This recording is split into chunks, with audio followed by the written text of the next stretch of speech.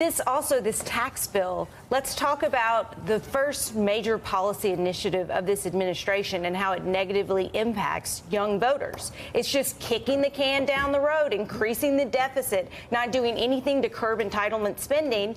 And we as a generation see this ruling class that really could care less in their short-termerism about what kind of country they're leaving, what kind of fiscal health they're leaving the country. And this is a tax bill that will turn the young voters into socialists. And but to your point, Nick, yes, they had a short window to get stuff done. I agree with that.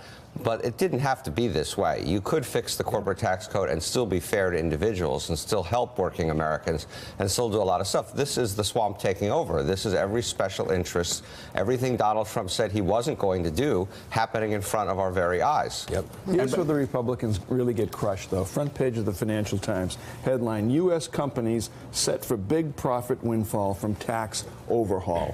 Fantastic. Young people out there working, suburban families struggling to make ends meet, they know, and they're going to find out, that the tax cut that they get is pretty much meaningless in terms of their everyday lives. But they also know the reality that the big companies that they work for, the conglomerates that they work for, the company's profits are going to soar. They're not going to hire. Well, and it won't be passed down. We said that happened in the 1980s. Never happens. That doesn't happen now. They're not going to. They're going to buy back more shares. Everybody said it. I mean, you know, Gary Cohn asks all the CEOs. Nobody raises their hand. You know why? Because they know they're going to get the tax break. They're going to buy back stock, and the millennials, the younger voters that Elise are talking about, millennials, you just had $1.5 trillion stolen from you.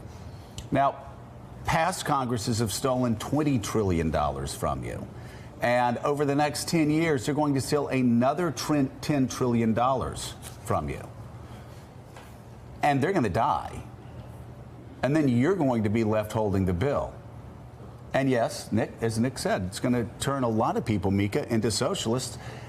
And our economy is going to collapse because Republicans and Democrats in the past, neither have been responsible about the debt. They just keep stealing. And Republicans who claim to care about the debt are voting to steal $1.5 trillion from millennials, the very people who 48% are saying, no, we don't like the Republican Party. Those are record numbers. The House Rules Committee is set to meet today to lay out the rules for debate around the GOP tax bill when it heads to the House floor for a vote. Speaker Paul Ryan has signaled that could happen as early as tomorrow. The move comes after House and Senate Republicans unveiled their joint tax bill Friday afternoon. The plan dramatically cuts corporate tax rates and overhauls the individual tax code. The bill will keep the current 7 brackets for income taxes, but it lowers the rates and changes the income thresholds. For example, the top rate would be 37% versus 39.6% under current law. And the individual tax cuts expire after 2025. Meanwhile, the standard deduction is almost doubled to between $12,000 for individuals and $24,000 for couples. The new tax bill cuts the corporate tax rate from 35% to 21% while taxing foreign earnings at lower rates, and the bill offers an expanded child tax credit for some low-income families, thanks to a push by Republican Senators Marco Rubio and Mike Lee. That more generous child tax credit was key in securing Senator Rubio's support for the final bill, as party leaders worked to make sure they had the votes needed from GOP holdouts. Senator Bob Corker, who voted against the initial Senate bill over deficit concerns, now says that he will vote in favor of the final version. We'll get to the news surrounding Corker in just a moment, because there is some there. And Senator Susan Collins is also expected to back it. Why would Susan Collins back this bill? Anybody have any answers on that? Well, given her vote on health care?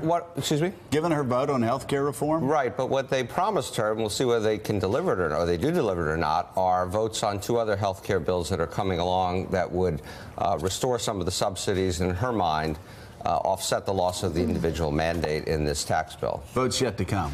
Votes yet to come. We know how that always works out, good don't luck. we? I'm They amazed. never come and they never get the give votes. you what they promise you. She has to know that.